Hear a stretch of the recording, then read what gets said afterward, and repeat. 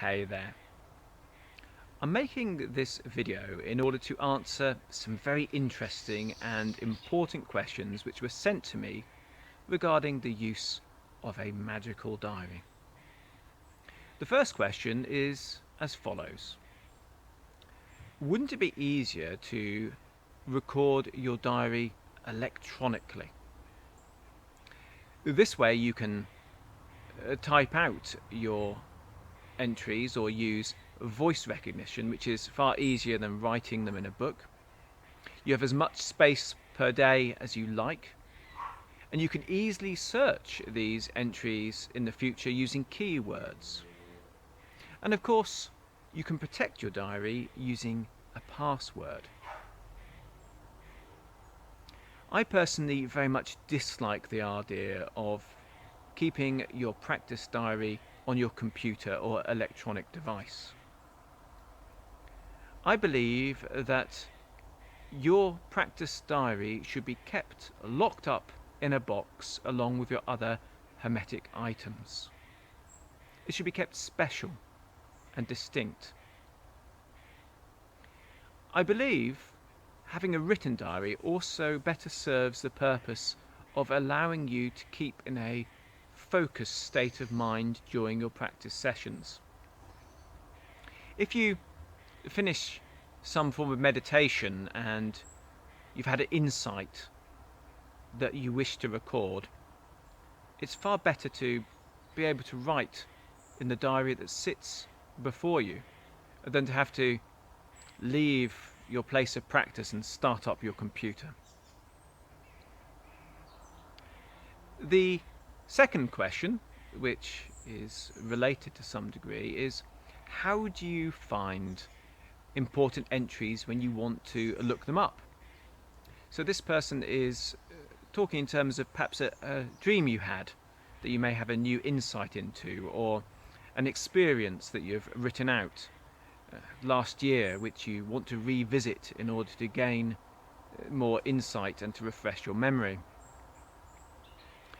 This does involve some searching. Often significant events are easier to find because they've been recorded on an additional piece of paper. But other more subtle things you've recorded sometimes do take some time. Indeed, I've got to admit that in the past I spent a very long time trying to look up some small detail, like a specific word that I wrote down, only to find that I've been searching in the wrong year. So this is one limitation of the diary being printed and physical. The next question is, how often do you revisit your previous diaries and look through them? Is there a certain routine you stick to? Do you do this every month, every year? How is this done? For me, everything is responsive to my goals.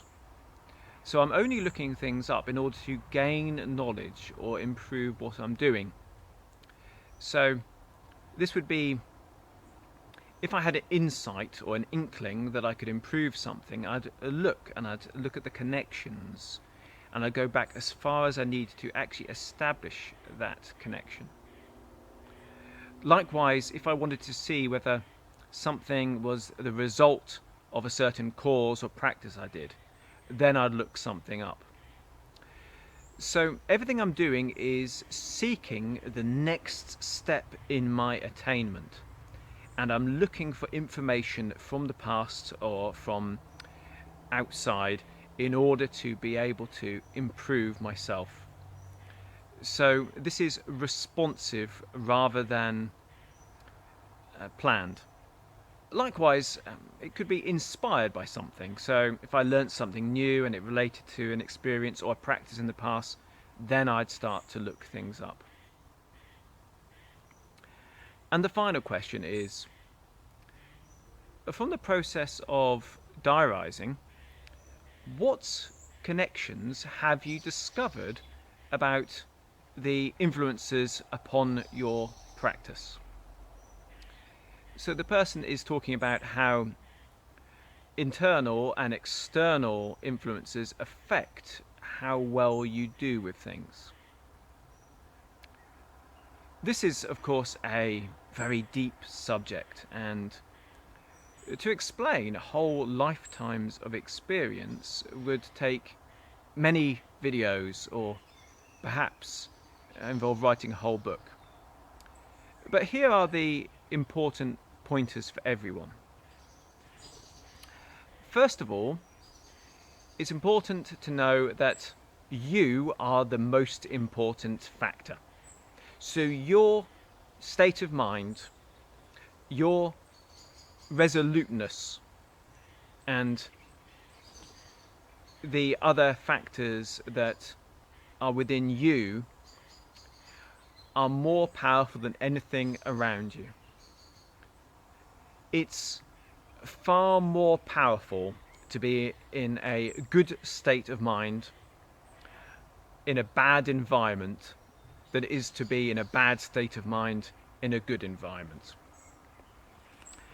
Likewise, it's better to have poor timing and great ambition than it is to be lacking confidence and be timing your practices perfectly.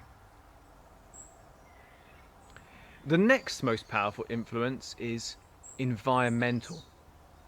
What's around you?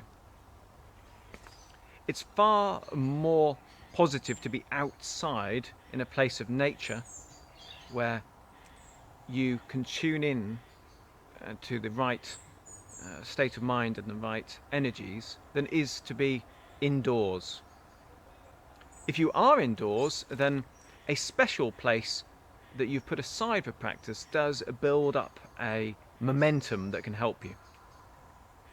Likewise, incense or other tools to aid your focus can be very effective.